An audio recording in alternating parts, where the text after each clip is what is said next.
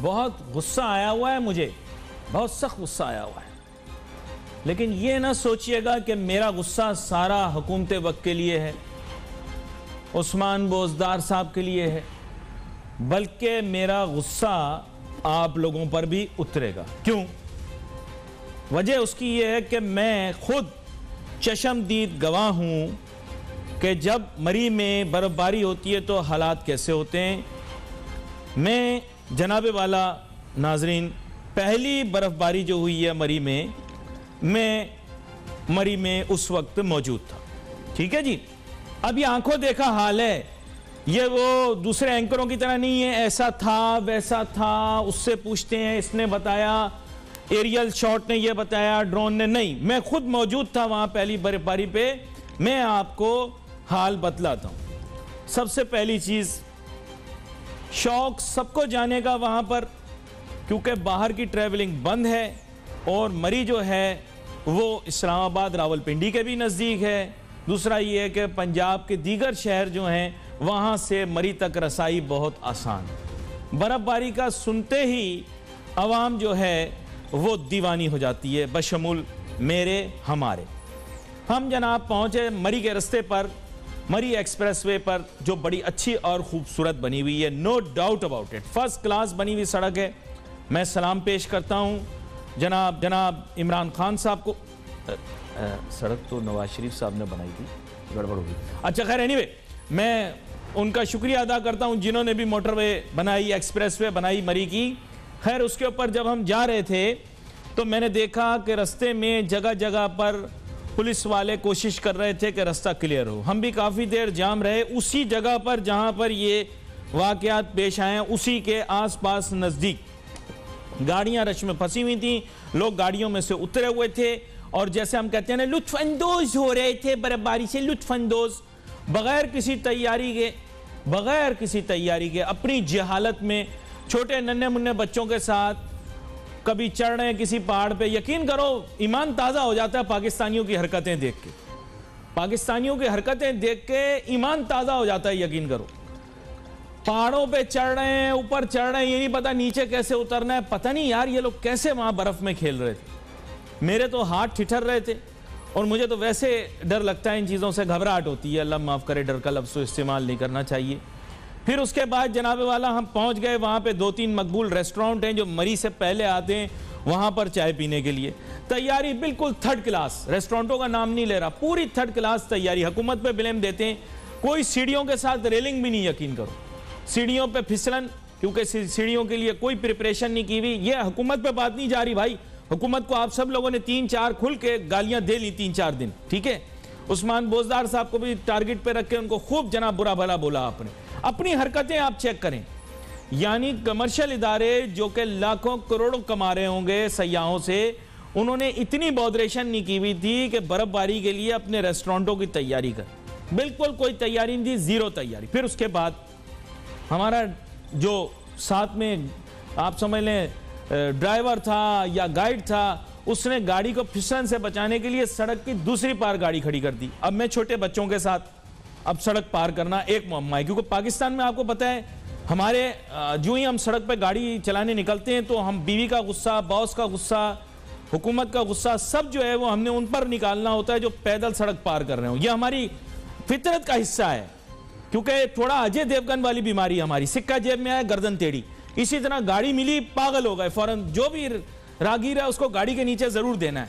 ये एक अंदर का मैं आपको बता रहा हूं, ये अंदर की गलाजत है आपकी जो बाहर निकल के आती। फिर मैंने अपने छोटे बच्चे के साथ सड़क पार करने की कोशिश की, मीडियन के ऊपर में आया, यानी दोनों सड़कों के दरमियान जो जगह होती, और यकीन करें सड़क पर मैं इशारा करके उन्हें रोक रहा हूं, उन्हें दिखाई दे रहा कि मेरे साथ बच्चा है छोटा और फिसलन है सड़क पर। यकीन करो खुदा न खास्ता कोई एक भी फिसल जाए, बहुत बड़ा हादसा हो सकता है। मेरे रब का कमाल है, उसने बचा दिया। लेकिन आप लोग बहुत गंदे हो, नहीं क्लियर कट बोल रहा हूं, हुकूमत को बुरा कहते हो, आप लोग बहुत गंदे हो। कोई एक भी घटिया इंसान उसने सड़क के ऊपर हल्की सी भी गाड़ी आहिस्ता नहीं की।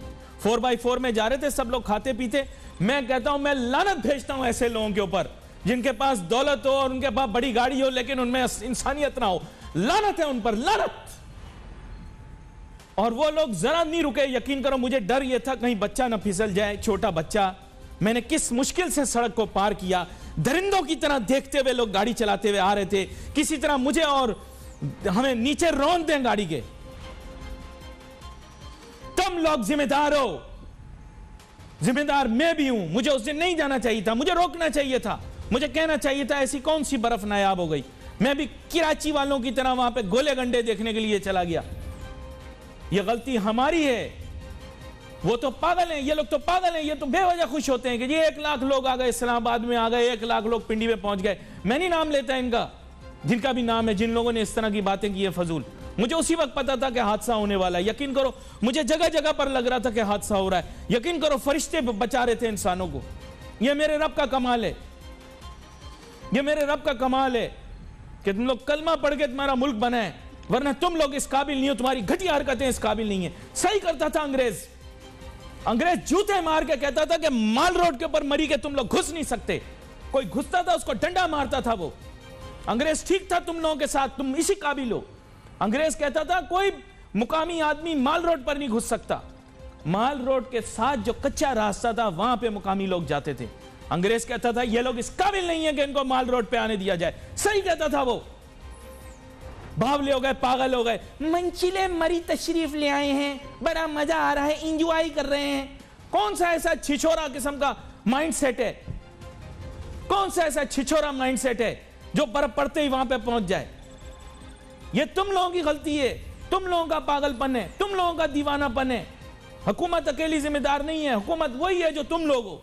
तुम लोग इसी मेंटेलिटी का मालिक हो, मैं इसी मेंटेलिटी का मालिक हूं। मैं कहता हूं मैं पाकिस्तानी हूं, हाँ मैं गलत हूं, लेकिन हमारी अपनी गलतियां उनको गिनो।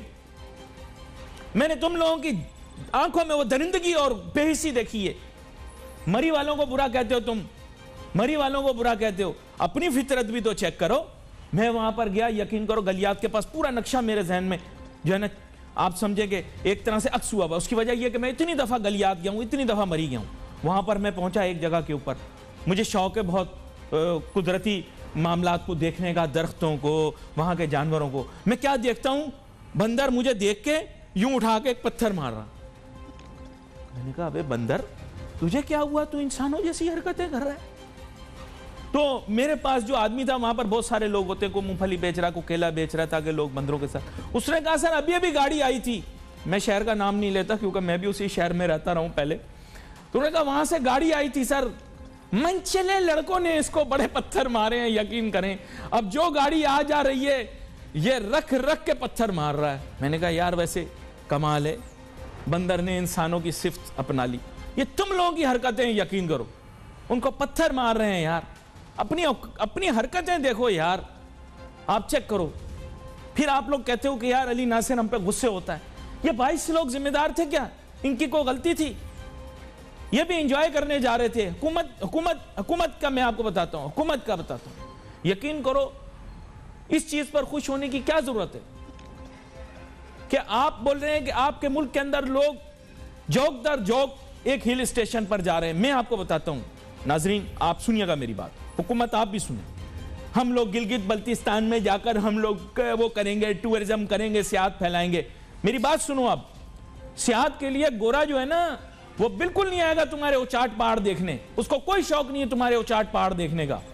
मैं बता रहा हूं गोरे को क्या पसंद है, क्योंकि मैं इन लोगों के साथ रहा हूं, मैंने काम किया है। इनको पसंद है सूरज की रोशनी, जिसकी तुम कदर नहीं करते। सूरज की किरणें जब इनके चेहरे पे गिरती हैं, इनके जिस्म पे, इनके बदन पे गिरती हैं, इनको तरावट मिलती है। ये तड़पते हैं कराची शहर जैसे मौसम के लिए। सेहत करनी है मेरे प्यारे भाइयों तो यहां कराची शहर में करनी है, जहां गोरे आते थे हमेशा से। इसके बीच डेवलप करो, इसकी शॉपिंग डेवलप करो। उनको उचाट पहाड़ों से कुछ लेना देना नहीं है।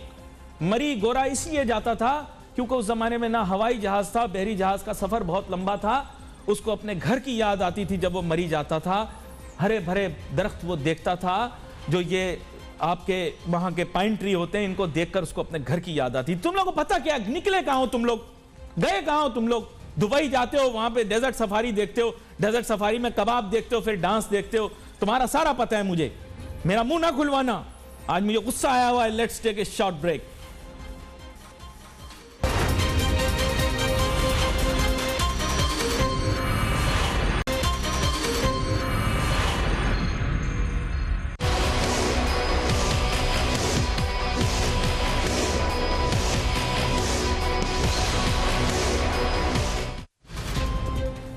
कोई हुकूमती नुमाइंदा मिल नहीं रहा सफाई देने के लिए, मुकाबला करने के लिए, क्योंकि बुनियादी बात यह कि वो कहेंगे तो क्या कहेंगे, अपनी गलती तस्लीम कर लें।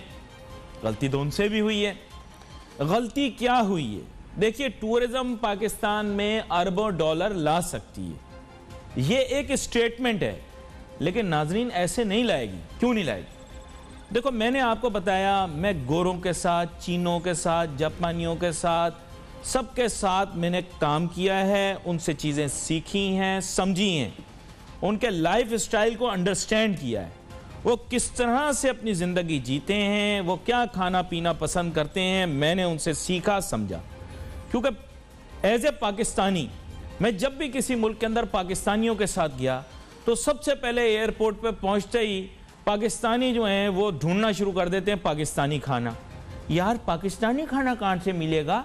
ये जो एटीट्यूड है, इस एटीट्यूड की वजह से हम तो कुएं के मेंढक हैं, हम तो कुछ और खाते नहीं हैं। चाहे हमें हलाल भी मिल जाए और भी किसी मुल्क का खाना मिल जाए, हम तो वो खाते नहीं। एक बात कर रहा हूं आपसे, बेसिक बात यह है कि जब अंग्रेज आपके मुल्क में आएंगे तो फिर वो भी अपना खाना तलाश करेंगे ना, आपका खाना क्यों खाएंगे? बताओ बताओ बताओ, नहीं है ना जवाब?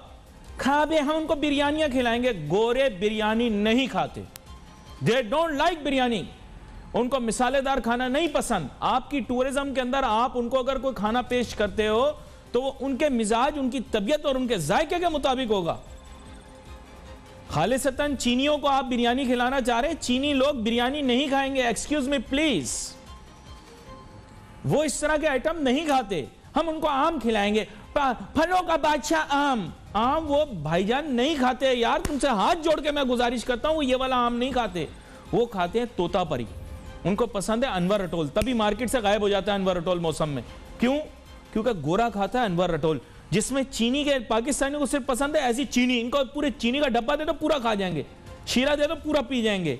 उनका ऐसा एटीट्यूड नहीं, उनको टेस्ट मांगता भाई, उनको जायका चाहिए। इसीलिए वो लोग ये अपना तोतापरी, आपको बताओ मल्टी कलर जो आम होता है इस तरह का, वो देसी आम हमारा खा लेते हैं, वो ये अनवर अटोल खा लेते हैं। उनको एक्सक्विजिट फ्लेवर चाहिए, जो थोड़ा फ्लेवर चेंज हो, जो फ्लेवर जो है ना उसमें किक हो। मेरे मुंह में पानी आ रहा है यार। लेकिन बात ये, उनको ये खाने की चीजें पसंद है, उनको मुनासिब मसाला पसंद है, ज्यादा मसाले के खाने नहीं खाते। निहारी खा लिए, खाबे हम अंग्रेजों को लेकर पहुंच गए, उनको पाए खिलाएंगे, ये वाली हरकतें तुम छोड़ दो। अपनी जो अपने आप को जो खुद अपने बारे में सोचते हो ना, दूसरों के लिए वो नहीं सोचो।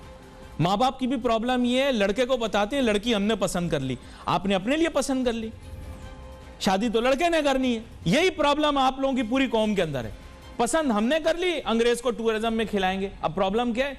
टूरिस्ट आपके मुल्क में आएगा, पैसा वो खर्च करेगा, तब वो खर्च करेगा जब उसको अपने मिजाज की, अपने मतलब की चीज मिलेगी। वो खुद बर्फ से तंग है यार, अंग्रेज बर्फ देखने क्यों आएगा?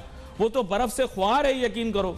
उसको ये जो आप दिखाओगे मरी के मनाजिर, वो हाथ जोड़ेगा आपसे, वो तंग है, नफरत करते हैं बर्फ से।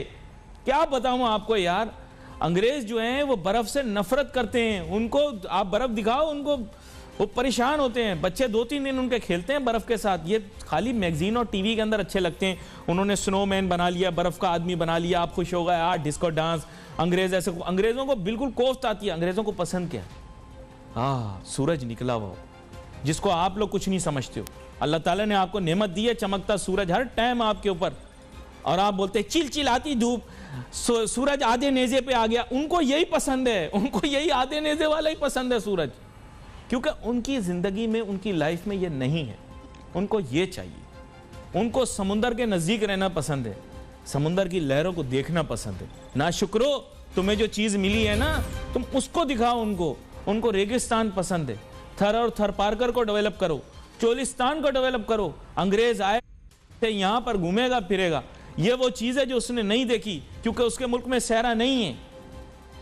सोचो, एक शख्स रोज आलू खाता हो, रोज आलू खाता हो, उसको आप एक दिन कहें तेरे लिए बड़ा खास आइटम बनाया है, वो पूछे क्या? आप कहें आलू, तो वो थोड़ी खुश होगा इस चीज से। यार, उनके पास ये सारी चीजें हैं।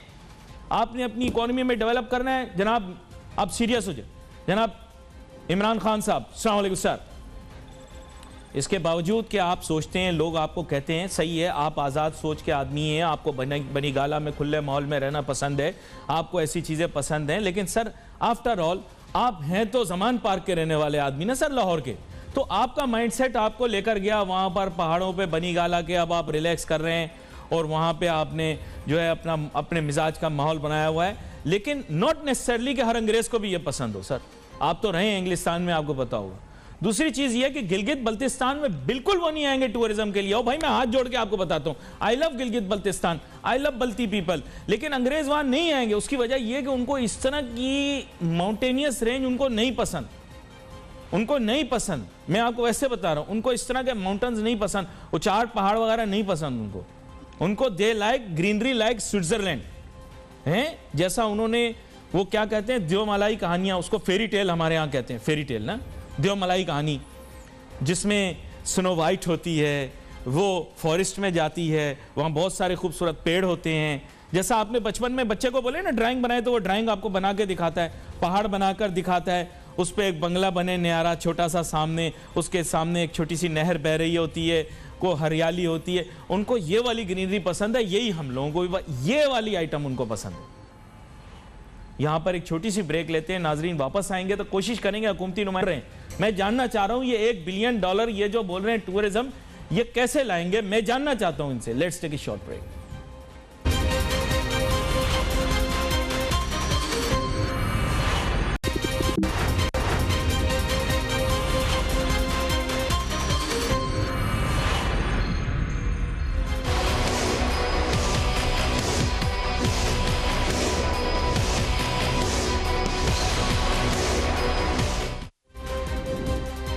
ढूंढो कोई हुकूमती नुमाइंदा ढूंढो जो मेरे इन तल्ख सवालों का जवाब दे। मैं भी जानना चाहता हूं आखिर किस तरह से इन्होंने एनालिसिस की है, कैसे ये $1 बिलियन लाएंगे विदाउट इंफ्रास्ट्रक्चर। आप कहते हो हम जीबी में केपीके के अंदर टूरिज्म करके इतने पैसे ले आएंगे। ओ भाईजान, ये सिर्फ टूरिस्ट आपके अपने मुल्क के ही टूरिस्ट होंगे, बाहर से सिर्फ गोरे का पागल होना ज़रूरी है कि वो आपके मुल्क में आकर टूरिज्म करे। उसको आप हैदराबाद आपको ले जाना पड़ेगा, वहां पर उसका इलाज हो जाएगा, लेकिन वो नहीं आएगा बगैर इंफ्रास्ट्रक्चर के। हाँ, पहाड़ सर करने का उनको शौक है। ये डेफिनेटली $multi million इंडस्ट्री है, $multi billion नहीं, क्योंकि उनको पहाड़ सर करने का शौक है। वो जुर्रतमंद लोग हैं, उनको जो पहाड़ दिखता है वो पहाड़ को फतह करना चाहते हैं। मेरे साथ डॉक्टर शुजात मुबारक साहब शामिल गुफ्तगू हैं, मारूफ मईशतदान है, मुल्क के किसी तारुफ के मोहताज नहीं है। दीगर टेलीविज़न प्रोग्राम्स और चैनल्स के ऊपर आपने इन्हें देख रखा है। वेलकम करता हूं इनको शो में। जी डॉक्टर शुजात मुबारक साहब।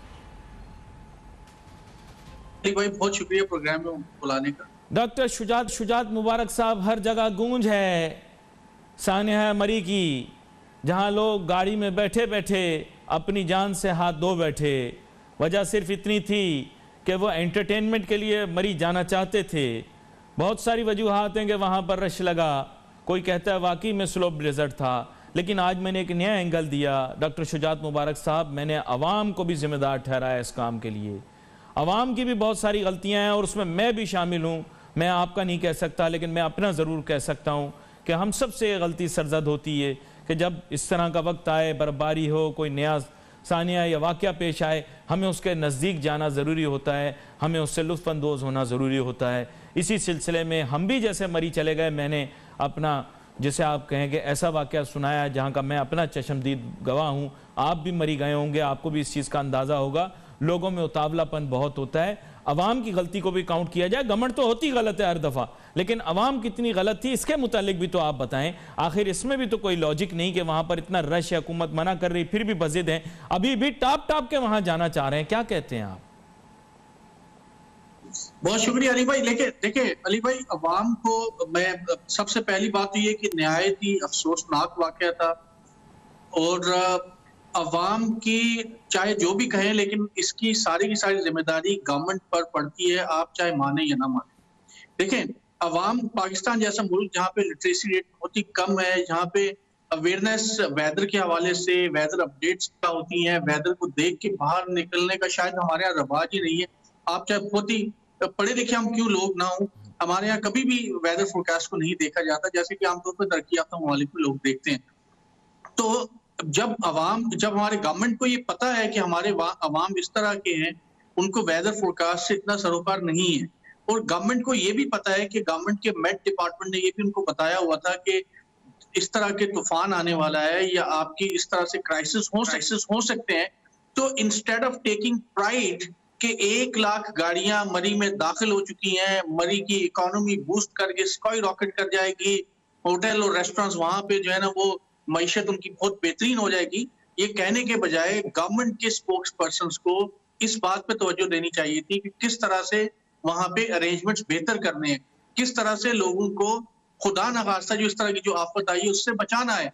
तो क्या गवर्नमेंट, मेरा सवाल ये है अली भाई कि ठीक है आपने लोगों ने गलती की, क्योंकि पाकिस्तान में अब तो एंजॉयमेंट के लिए स्नोफॉल देखना या किसी भी बाहर निकलना एक बड़ी बड़ी गलती है, क्योंकि हम अफोर्ड नहीं कर सकते। आप जहाँ पे भी जाएंगे, एक तो हमारे यहाँ तफरीह की वैसे ही बहुत कम अपॉर्चुनिटीज मिलती हैं, और जब अवाम बाहर निकलते हैं तो इस तरह की जब ट्रेजेडीज आती हैं तो आपका घर से निकलने को दिल ही नहीं करता। लेकिन इसके बावजूद भी जब लोग घर से बाहर निकले और लोगों को, गवर्नमेंट को ये पता चल गया कि 1 लाख गाड़ियां मरी में दाखिल हो चुकी हैं, तो सवाल ये पैदा होता है कि गवर्नमेंट ने क्या किया।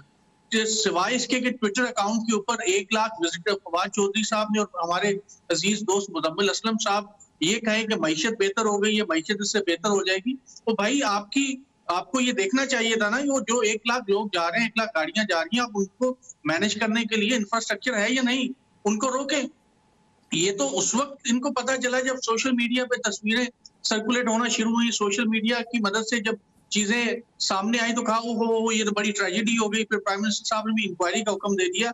अली भाई मुझे थोड़ा सा टाइम दीजिएगा, मैं अक्सर आवाम को ये गोश गुजार करना चाहता हूँ और प्राइम मिनिस्टर साहब को भी ये बताना चाहता हूँ कि भाई आप टूरिज्म को बुलाने की यहाँ पे बात करते हैं, आपसे डोमेस्टिक टूरिस्ट तो संभलता नहीं है, आप इंटरनेशनल टूरिस्ट कैसे बुलाएंगे।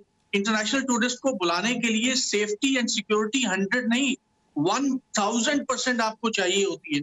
इस तरह की सूरत हाल में तो अफगानिस्तान के टूरिस्ट भी आपके पास नहीं आएगा। या आपके, मैं एक मिसाल दे रहा हूँ, आपके कोई भी मुल्क जहाँ पे हमसे भी ज्यादा खतरा, वो ममालिक के टूरिस्ट भी हमारे पास नहीं आएंगे कि भाई खामखा में जाके वहां पे ये मरने वाली बात है। एक बात। सेकेंडली, दुनिया में जितनी भी टूरिस्ट डेस्टिनेशन होती है, गवर्नमेंट की ये रिस्पॉन्सिबिलिटी होती है कि उस डेस्टिनेशन के लोगों को सर्विस एक्सीलेंस की तरबियत दे। आप मलेशिया में देख लें, गवर्नमेंट ऑफ मलेशिया, वहाँ के लोग जहाँ जो भी टूरिस्ट प्लेसेस हैं, गवर्नमेंट खुद इंश्योर करती है कि उन लोगों का बिहेवियर सही है, वो सही तरीके से टूरिस्ट को डील कर रहे हैं। आप थाईलैंड में देख लें, थाईलैंड में टूरिस्ट को वो कहते हैं कि खुदा का मेहमान है। They treat tourist like that, कि अगर टूरिस्ट को गलती भी कर दे तो उसको उसकी दरगुजर करते हैं। हमारे यहाँ बिल्कुल ही उल्टी गंगा चल रही है कि आप एक तो आप वहाँ पे जाते हैं, स्पेंडिंग्स करते हैं, इकोनॉमिक उनकी इकोनॉमी चल रही होती है, और उसके साथ साथ आप वहाँ से बेइज्जती करवा के और इस तरह के इंसिडेंट्स के बाद आप आते हैं। तो खुदा के लिए मैं ये समझता हूँ, मरी के अंदर लोग शिकायत करते हैं कि गाड़ी पार्किंग की जो जगह होती है वहां पर लड़ाई झगड़े हो जाते हैं क्योंकि पार्किंग के एग्जॉर्बिटेंट रेट्स चार्ज होते हैं। लेकिन आपके ख्याल से क्या हुकूमत की जिम्मेदारी नहीं है कि वहां पर एक कंसोलिडेटेड पार्किंग एरिया बनाए जिसका स्टैंडर्ड रेट हो, या जो है पूरे मरी के अंदर एक स्टैंडर्ड रेट मेंटेन करे ताकि कोई एक्सप्लॉइट ना कर सके टूरिस्ट को। अब इसकी शिकायत आपको पता है हमेशा की जाती है। देखिए अली भाई, बिल्कुल मैं तो ये कह रहा हूँ कि खुदा के लिए ये तो हमारे पाकिस्तानी थे, इनकी तो जानो माल की, खैर गवर्नमेंट को इनकी कोई कदर मंजिलत, इनकी तो कोई कीमत ही नहीं है ना। ये तो इसको तो समझते हैं कि ये पाकिस्तानी है, ये मर भी गए तो क्या मसला है। तो भाई चलो ठीक है, हमें आप समझते हैं कि हमारी जानो माल की कोई कीमत नहीं है, तो अगर बाहर से जब लोग आएंगे और खुदा न खास्ता इंटरनेशनल किसी टूरिस्ट के साथ इस तरह की ट्रेजेडी हो गई, तो आप अगले 50-100 साल के लिए आप लिस्ट से ही निकल जाएंगे। तो इससे पहले खुदा के लिए आप ऐड देने से पहले आप अपने टूरिस्ट इंफ्रास्ट्रक्चर पे काम करें। बल्कि मैं तो ये कहता हूँ कि आप टूरिस्ट इकोनॉमी को छोड़ें।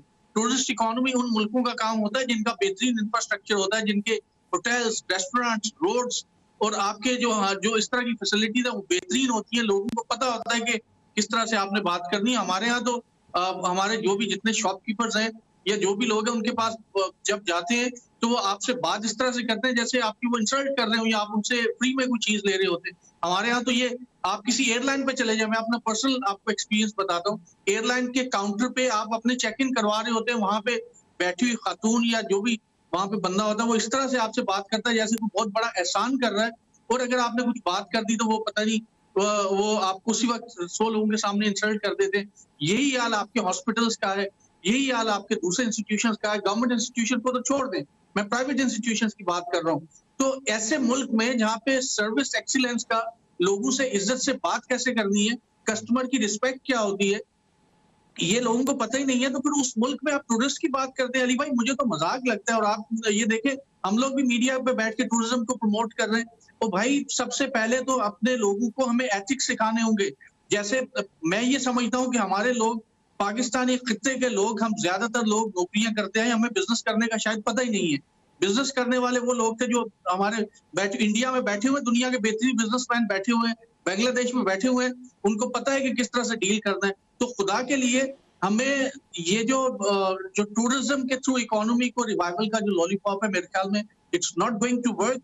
हमें अपने रवैयों को भी देखना चाहिए। ये मरी में लोग बैठे हुए थे, मैं कोई किसी के ऊपर, उसमें अच्छे लोग भी होंगे वहां पे, लेकिन सोशल मीडिया पे भी खबरें गर्दिश कर रही हैं। मैं अपने दोस्तों से भी मैंने कंफर्म किया, वहां पर लोगों ने जो 2000 का कमरा था, आप भी अभी मीडिया पे बता रहे होंगे कि 20,000 40,000 पे उसके वो चार्जेस लिए हैं। एक पानी की बोतल जो 20-30 रुपए की मिलती है, वो 300 रुपए की है। और ये मरी में ही नहीं है, कराची में भी है।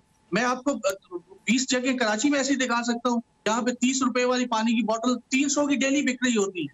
तो हमारा बिलउमूम रवैया ये होता है कि जो गाहक हमारे पास आ रहा है, आप उससे जो कुछ जितना भी उसकी जेब में निकलवा लें, और सारा प्रॉफिट एक ही दफा में जो है ना वो उससे छीन लें।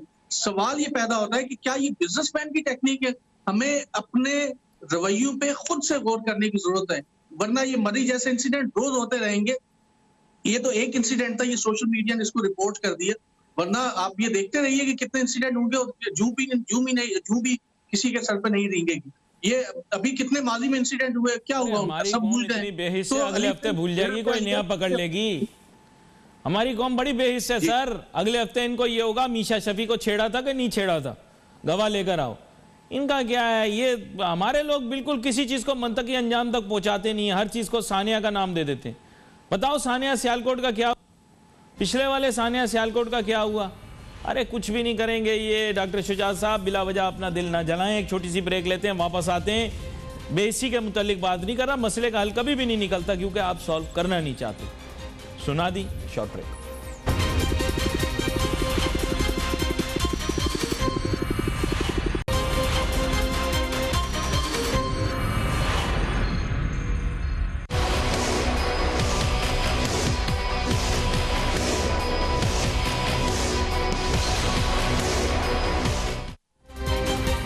नाज़रीन, welcome back after the break.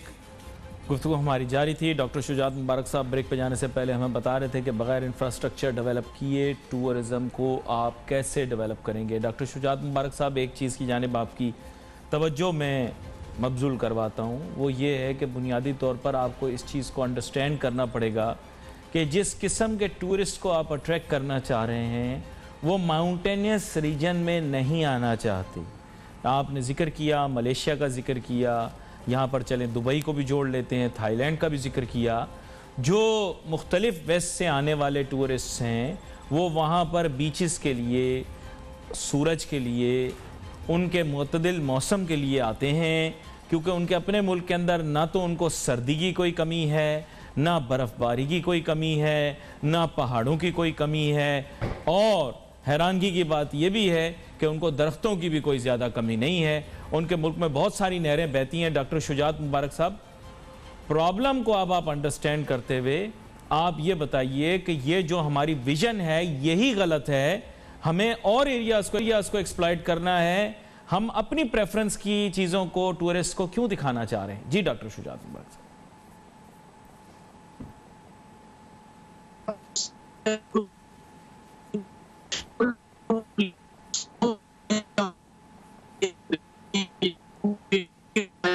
मेरे ख्याल आवाज़ वाज़े नहीं आ रही, दोबारा से आपसे राब्ता जोड़ने की कोशिश करते हैं। डॉक्टर शुजात साहब, मैं कोशिश करूंगा पेशकार दोबारा से आपसे राब्ता करके। तो मैं नाजरीन यही बात कर रहा था, मैं दोबारा उसी को दोहराता चलता हूं। दूसरी चीज़ ये है कि आजकल ग्लैमर बेस्ड, शॉपिंग बेस्ड बहुत ज़्यादा टूरिज़म है। आप देखिए दुबई लोग जाते हैं, पूरा पाकिस्तान जो है आपको पता है उनकी आदत ये ईद के ईद दुबई चले जाना। इस दफ़ा क्योंकि ट्रैवल कंट्रोल्स बहुत थे, बहुत सारे लोग दुबई में फंस भी गए, यूएई में फंस भी गए हैं, क्योंकि कोरोना हो गया। कोरोना हो जाने के बाद फिर बड़ी तकलीफ़ होती है, वो लोग निकलने नहीं देते। और अगर आप पता लग जाए कि यहाँ से वहाँ हैं तो ये मामला है। साथ ही साथ जो है आपने देखा होगा तुर्की भी बहुत सारे लोग गए, तुर्की में भी फैला हुआ बहुत ज़्यादा, तो लोग तुर्की की सैर वैर करके आए हैं, लेकिन फिर तुर्की से भी फिर वो अपने साथ ओमिक्रॉन भी लाए हैं और साथ साथ कोरोना भी लाए हैं, और पूरे मुल्क के अंदर अब खुल के फैल रहा है वो। और आपको पता है लॉकडाउन 2.0 आएगा, नऊजुबिल्लाह, गैब का इल्म कोई नहीं रखता, लेकिन नाजरीन जो इन्फेक्शन रेट्स हैं वो इस चीज़ की नवी सुना रहे हैं क्लियर कट के लॉकडाउन 2.0 होगा। बहुत सारे निजी स्कूल बंद हो गए हैं, बहुत सारे और बंद हो जाएंगे। उसकी वजह यह कि इन्फेक्शन रेट्स जूं जूं बढ़ेंगे, टीचरों को बीमारी लगेगी, वो आगे स्टूडेंटों को फैलाएंगे, स्टूडेंट दूसरे स्टूडेंटों को फैलाएंगे, बीमारी खूब फैलेगी फूलेगी। नाजरीन, पाकिस्तान बच चुका था, मेरे रब का बड़ा करम था, पाकिस्तान में तकरीबन कोरोना का खात्मा हो चुका था, लेकिन हमने ये ठानी हुई है बतौर कौम कि हम अपने ऊपर मुसीबत लेकर आए, और जो हमारा पड़ोसी मुल्क यानी कि हिंदुस्तान गलतियां करे वो गलतियां हमने ज़रूर दोहरानी है। डॉक्टर शुजात मुबारक साहब, अब मैं गुफ्तगू का महवर मामूली सा तब्दील करके आपको इस जानिब लेकर आता हूँ। आप मेरे से ज़रूर इख्तिलाफ करेंगे, करें, आपका पूरा हक है, लेकिन पाकिस्तान के अंदर इन्फेक्शन रेट्स और परसेंटेज बहुत नीचे जा चुकी थी, लेकिन हमने जानबूझकर असराफ के साथ शादियां की, ओवरसीज पाकिस्तानियों को बोला आओ आओ फैलाओ पूरे पाकिस्तान में बीमारी, तबाह करो पूरे पाकिस्तान को, एक और लॉकडाउन की तरफ लेकर जाओ। और आप भी जानते हैं और मैं भी जानता हूं कि आगे आने वाले दिनों के अंदर दोबारा से लॉकडाउन लगेगा, गरीब की रोटी छिनेगी, सिर्फ इस जिद में कि उन्हें जिद है, अली नासिर से जिद है, मुस्तनद तारीखी रिवायात से जिद है कि अगर वबा फैले तो इंसान को जहां होना चाहिए वहीं रुक जाना चाहिए, ना आना चाहिए ना जाना चाहिए। क्या कहते हैं आप? देखिए अली भाई, आप ये सही कह रहे हैं कि अब हम बहुत ही ज्यादा हमने इसको लाइट ले लिया, और शायद आप ये भी देखेंगे कोविड की एसओपीज की भी बहुत ज्यादा कोई उस पर अमल दरामद भी नहीं किया जा रहा। लेकिन एक बात मैं आपसे बिल्कुल एग्री करता हूँ, बल्कि इससे मैं ये भी ऐड करना चाहूंगा कि जब गवर्नमेंट को ये पता चल गया था कि ओमिक्रॉन की एक वेव आ रही है, और हमेशा से ये आता है, हिस्टोरिकली भी आप देखेंगे डेल्टा पहले इंडिया में आया, इंडिया में वो एक पीक पे गया और फिर वो पाकिस्तान की तरफ आया, और फिर पाकिस्तान में उसने जो खुदा न खास्ता उसकी वजह से जो जितनी अमवात हुई और जिस तरह से नुकसान हुआ आपने खुद देखा। और अब भी मैं खुद ये देख रहा हूँ, और आप भी देख सकते हैं जो ट्रेंड इसका चल रहा है, मेरे ख्याल में इस महीने के आखिर तक या पहले दूसरे हफ्ते में ये आहिस्ता आहिस्ता ये चीज हमारे हाथ से निकलना शुरू हो जाएगी। इसलिए गवर्नमेंट को अब भी वक्त है, शायद हम थोड़ा सा उसको कंट्रोल कर लें और एसओपीज को इन्फोर्स करें, वरना खुदा न खास्ता हमें दोबारा लॉकडाउन की तरफ ना जाना पड़े। ये तो आपको मैं बता दूं कि लॉकडाउन की बातें गर्दिश में हैं। हुकूमत हमेशा शुरू में मुतनफ़िर होती है, फिर बाद में मान जाती है। बात यह है कि इन्फेक्शन रेट्स के ऊपर एक, जिसे आप कह सकते हैं पॉलिसी डिसीजन हुआ है कि ख़ास परसेंटेज से अगर वो ऊपर गई तो फिर वहाँ लॉकडाउन लगेगा। सर, मैं आपसे जानना चाहता हूँ, कौन सी मदीना की रियासत के अंदर इतनी असराफ वाली शादियाँ होती थीं? कौन सी मदीना की रियासत के अंदर बड़े बड़े कॉन्सर्ट्स होते थे? वो बच्चा गाना सीख गया आतिफ असलम।